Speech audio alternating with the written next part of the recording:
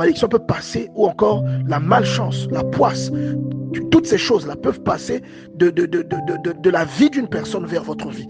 Alors vous qui aviez une vie qui avançait correctement, vous allez vous retrouver embourbé. Et vous allez vous interroger. Vous pouvez même croire que Dieu vous a abandonné, alors que Dieu ne vous a pas abandonné. Parfois vous êtes avec la mauvaise, parce que vous avez traîné avec une mauvaise personne, ou vous êtes avec des mauvaises compagnies. Vous voyez, la Bible est très claire. Regardez, la Bible dit, ne vous y trompez pas. Les mauvaises compagnies corrompent les bonnes mœurs. 1 Corinthiens chapitre 15 verset 33. Donc Dieu sait de quoi il vous parle. C'est une mauvaise compagnie, c'est-à-dire quelqu'un qui n'est pas correct, mais qui devient votre compagnie, qui fait partie de votre entourage, qui vous fréquente. Il va vous corrompre. Et il ne corrompt pas seulement ce qui est visible, il va corrompre ce qui est à l'intérieur de vous. Voyez? Donc parfois la source de votre grâce, la source même de la grâce de votre famille, parce que parfois vous êtes de grâce de leur famille, mais il y a quelqu'un qui va entrer dans ta vie, qui va étouffer cela, il va étrangler ta grâce.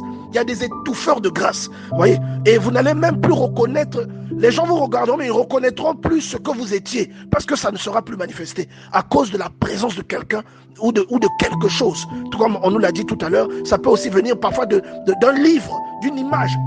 L'essentiel, c'est que ce soit quelque chose qui illustre une pensée qui n'est pas bien, une pensée qui est négative, et cette pensée va étouffer. Il y a des gens, quand ils viennent dans ta vie, tu ne peux même pas soupçonner que c'est lui. Tu commences à vivre des tumultes dans ta vie, tu commences à vivre des mouvements compliqués, tu ne vas même pas soupçonner que parfois c'est une amitié que tu as liée avec quelqu'un qui n'est pas en accord avec Dieu, avec quelqu'un à qui Dieu en veut. Tu vois, il y a des gens, ils rentrent dans ta vie, même dans les relations amoureuses, tout va sécher dans ta vie, tout va sécher, plus rien ne va marcher.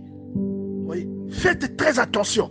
Il y a des gens, quand il y a même des personnes, vous remarquez, quand vous rencontrez ces personnes-là, c'est comme si la joie revient dans votre vie.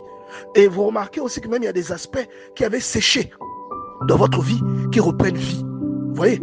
Et parce que cette personne-là que vous rencontrez, ou ce groupe de personnes, peut être une interface derrière laquelle Dieu s'illustre. Donc les entités. Et il y a aussi des personnes que vous rencontrerez dans votre vie. Ces personnes-là sont des étouffeurs de grâce. Si vous analysez, vous allez même remarquer que parfois votre vie allait bien, jusqu'au jour où vous avez connu quelqu'un. Jusqu'au jour où quelqu'un est entré dans votre vie. Jusqu'au jour où vous avez commencé à fréquenter un ami.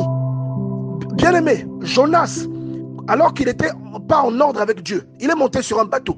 La Bible dit que ce bateau-là a failli faire naufrage. Le bateau a failli faire naufrage à cause de la présence de Jonas dans le bateau. Le bateau peut symboliser la vie de quelqu'un. Jonas symbolise quelque chose qui n'est pas en accord avec Dieu et qui entre dans ta vie. Et le naufrage, ce sont les problèmes que te cause la présence de cette entité dans ta vie. Faites très attention, bien-aimés. Coupez les relations toxiques. Coupez ce qui ne vous arrange pas. Bien-aimés, faites attention